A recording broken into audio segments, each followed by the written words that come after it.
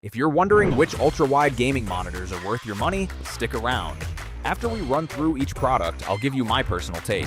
Would I buy it or would I skip it? No fluff, just my honest opinion. Let's get into it. Philips Brilliance 499p9H. This massive 49-inch slab of glass has enough resolution to see into the future, but restricts you to a peasant-tier 60Hz refresh rate that feels like wading through molasses in a fast-paced shooter. While the built-in pop-up webcam makes you look like a secret agent, the lack of local dimming means the high dynamic range 400 is basically just a glorified brightness slider that does nothing for your dark soul or your dark gaming corners. Would I buy it? Maybe, but only if my main hobby was looking at giant spreadsheets while pretending to be a pro gamer on the weekends. LG 34G 600AB. This 34-inch speed demon packs a punchy 160Hz refresh rate and 1 millisecond motion blur reduction that makes your gameplay smoother than my pickup lines at a tech convention. It is basically the budget king of the group, though the 1800R curve is so subtle you might forget it is curved at all until you try to fit it into a box. Would I buy it? Yes, because it offers the best bang for your buck without making your bank account cry for mercy. Samsung Odyssey G9 G91F49. This absolute unit of a monitor has a 1000R curve that literally wraps around your head like it is trying to hug your brain, giving you a 144Hz refresh rate that makes every other screen look like a slideshow. It is like having two monitors glued together without the annoying plastic gap. Though it is go heavy, you will probably need a hydraulic crane just to lift the box into your room. Would I buy it? Yes, it is essentially a legal cheat code for first-person shooters where you can see enemies before they even know you exist. BenQ P420Q. This monitor is so obsessed with color accuracy that it probably knows what shade of existential dread you are feeling. But with only 60Hz and no adaptive sync, your gaming experience will have more screen tearing than a cheap horror movie. It comes with a fancy hotkey puck that is fun to spin around while you wait for your slow-motion frames to catch up to your fast-moving enemies. Would I buy it? No, unless you are a professional photographer who only plays games once every leap year when you are not busy calibrating your pixels. Dell U3824DW.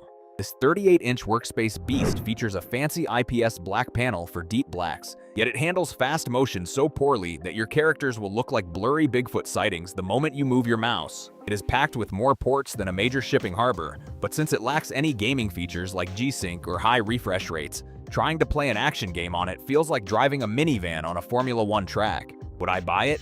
No, because spending this much money on a 60Hz office monitor for gaming is a bigger mistake than my last haircut. LG 34GS95QEB.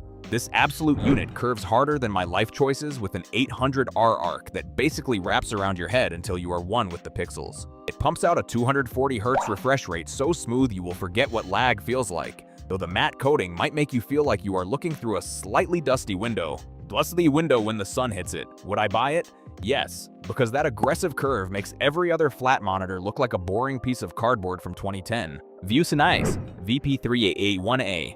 This monitor is basically a professional photographer who accidentally wandered into a gaming tournament and is now confused why everyone is moving so fast. It offers gorgeous color accuracy for your side hustle but caps out at a pathetic 60Hz, meaning your high-speed shooters will look like a PowerPoint presentation compared to the OLED kings. Would I buy it? No, because playing modern games at 60Hz in 2026 is a form of digital torture I am not ready for. Dell Alienware AW3425DWM. This quantum dot OLED beast is the popular kid who just got a massive 240Hz upgrade to stay ahead of the curve. The colors pop so hard, they might actually slap you in the face.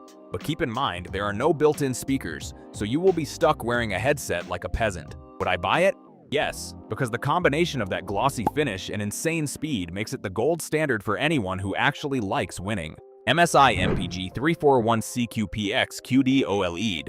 MSI decided to join the 240Hz club and brought a 90-watt USB-C port to the party so you can charge your laptop while you ignore your responsibilities. It is faster than a caffeinated squirrel, but be prepared for some weird flickering when your frame rates start acting up in dark scenes. Would I buy it? Maybe, especially if I can find it cheaper than the Alienware, since it is basically the same panel with a slightly different personality. LG 40Baudi P95CW. This massive 5K 2K screen is wide enough to see into the future, but with a 72Hz refresh rate, that future is looking pretty blurry. It is fantastic for editing videos of your cat, but trying to play a competitive shooter on this is like trying to race a cargo ship against a jet ski. Would I buy it? No, Because for this kind of money, I want my games to feel like butter, not like a slow-motion replay of a tragic accident. Samsung Odyssey OLED G9 G91 SD 49. This absolute unit is wider than my last 3 relationships combined and features a dual-quad high-definition organic light-emitting diode panel that makes colors pop harder than a champagne cork at a wedding. You get a 240 Hz refresh rate for buttery smooth motion. But the built-in smart television apps are about as necessary as a screen door on a submarine. Would I buy it? Yes, because staring at a 32:9 aspect ratio is the only way to feel like a god while losing at Valorant. LG 34BQ60 QC-B.